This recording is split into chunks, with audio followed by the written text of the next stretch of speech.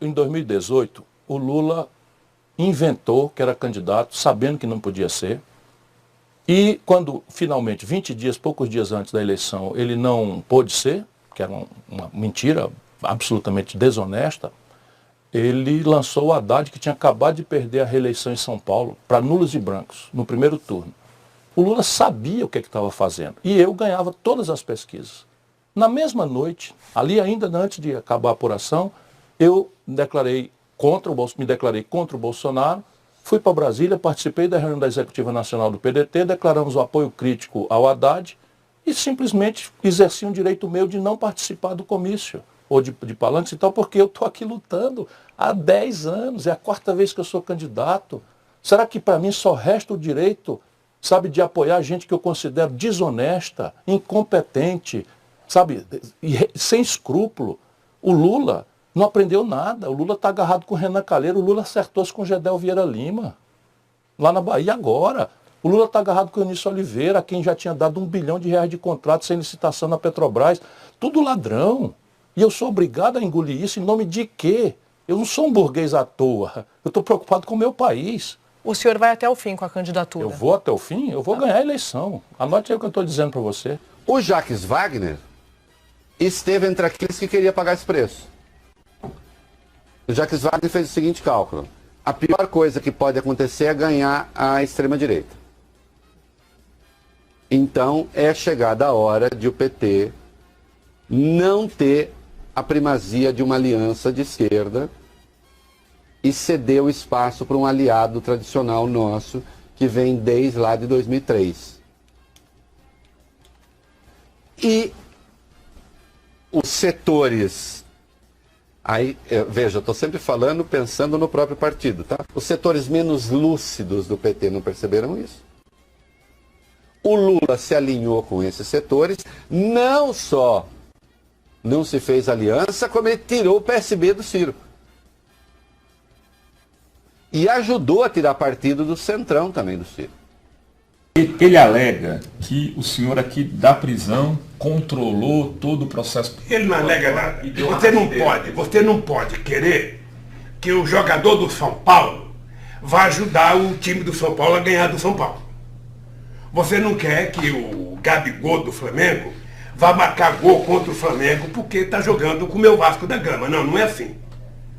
O Ciro Gomes era candidato, o PT tinha candidato e tinha algumas alianças em disputa. O PT não podia falar, olha gente, nós não queremos vocês, vai todo mundo não sei quando. O PT foi procurar fazer as alianças e fez as alianças. Ou seja, quando Ciro Gomes era o único que derrotaria o Bolsonaro, o Lula fez de tudo para não deixar o crescimento e as alianças do Ciro acontecer. Ele não estava nem aí se o Bolsonaro iria vencer ou não. Eu queria olhar um pouquinho para trás para a gente fazer a reflexão do presente. Em 2018, houve conversas do senhor diante do fortalecimento da candidatura de Bolsonaro, conversas com o PT, que tratavam de um eventual apoio do senhor, vice de Lula, depois Haddad, vice do senhor, enfim. Acabou, na época, não havendo essa convergência. O maior símbolo, talvez, dessa falta de convergência pode ter sido a viagem do senhor a Paris, no segundo turno da eleição. O que essa falta de convergência lá atrás, candidato, explica a situação em que estamos hoje? Primeiro, é preciso esclarecer ao povo brasileiro que isso é uma mentira do Lula. Eu estava aqui no segundo turno, tenho um documento disso, tenho o meu papelzinho de recibo e votei no Haddad. Olha aí, para quem não sabe, essa é uma mentira que o Lula fez para colocar em mim a responsabilidade dele que produziu o Bolsonaro. Ou você acha que 70% do povo de São Paulo, do Rio de Janeiro, de Minas Gerais, votaram no Bolsonaro por quê, pelo amor de Deus? Vamos ter humildade para reconhecer, sabe, nos conectar com o nosso povo, para reconciliar o Brasil. Nosso povo votou magoado contra a pior crise econômica da história do Brasil, que foi produzida pelo PT. O Bolsonaro está agravando tudo isso, mas essa crise que está aí foi produzida pelo Lula, pelo PT e pela Dilma. Como um preço, eu conheço os números. O desemprego brasileiro fica entre 4% e 5%. Historicamente, com a Dilma foi a 12%, agora está aí, nunca mais desceu de 10%. As pessoas sabem disso. O Lula pegou o crédito no Brasil, subiu de 15% para 55% do PIB, todo mundo se sentiu confortável, criou crédito consignado, fazendo picaretagem com o Banco Rural, entregando o cadastro do INSS. Eu vi tudo isso, a roubalheira, tudo propina. Aí o povo brasileiro foi ao crediário, se sentiu confortável. Sabe o que aconteceu hoje? 77,8% das famílias brasileiras estão no limite recorde de endividamento. 66 milhões e 600 mil brasileiros estão humilhados com o nome no SPC. Isso não foi o Bolsonaro está agravando tudo isso muito, é uma tragédia. Mas isso armou, meu irmão brasileiro, te lembra disso, quando é que começou? Isso foi o Lula e o PT. Sabe, promover o nacional consumismo na base de juro alto, câmbio artificialmente valorizado, ficou mais fácil você sair de São Paulo para Miami do que ir para Fortaleza, todo mundo picanha e cerveja, ele faz essa ironia. Transferiu para os bancos 4 trilhões de reais em números redondos, enquanto transferiu para o povo pobre 330 bilhões de reais. Ele mesmo sabe disso. O Lula tem declarações dizendo que esse negócio de manufaturado, de indústria, não tem relevância, porque chegou o tempo que as commodities vão valer mais. Olha, que vão valer mais do que os produtos manufaturados. É de que se trata de devastar a indústria brasileira. Muita gente pode pensar ou alegar que Ciro Gomes não apoia Lula por causa de mágoa, mas o buraco é muito mais embaixo. Ciro Gomes tem um projeto de país que se difere totalmente do projeto do PT. Tanto no modelo econômico, quanto no modelo de governança. Por isso, Ciro Gomes precisa manter sua neutralidade e se consolidar como alternativa, não à polarização, mas ao modelo econômico que é o mesmo há 26 anos.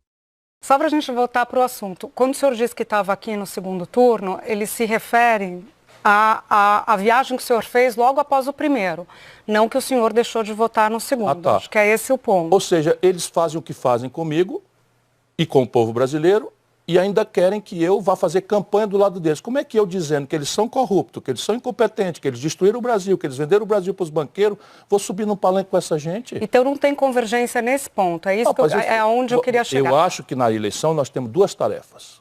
Ninguém tem direito, a não ser o petista fanático, de duvidar da minha história. Eu tenho 41 anos de vida pública. Sabe, lá atrás, no colégio eleitoral, nós quisemos precipitar o fim da ditadura, nós fomos todos, num consenso dos democratas, eleger o Tancredo Neves, o Lula ficou contra. O Lula ficou contra, porque democracia para o Lula é só quando é ele o candidato, que aliás é sempre o mesmo candidato em todas as eleições de 89 até hoje, por si ou por alguém que descaradamente se apresenta para o Brasil com a máscara dele. Então veja, quando nós fizemos a Constituinte, o Lula se recusou a assinar. Quando nós fizemos o Plano Real, o Lula ficou contra, ele e o Bolsonaro. O Lula pediu um impeachment do Itamar Franco. O Lula pediu o impeachment do Fernando Henrique Cardoso e não assinou nenhum pedido de impeachment do Bolsonaro. Vocês não acham que chega, não? Quer dizer, eu que conheço, eu sou testemunha dessa história. Quando o Ayrton Soares e a Beth Mendes votaram no Tancredo Neves, o Lula expulsou os dois do PT. Porque para o Lula, o Maluf devia ter ganho a eleição para acabar de arrebentar o Brasil e ele vinha reinar. Na eleição de 89, o único cara que perdia para o Collor chamava-se Lula.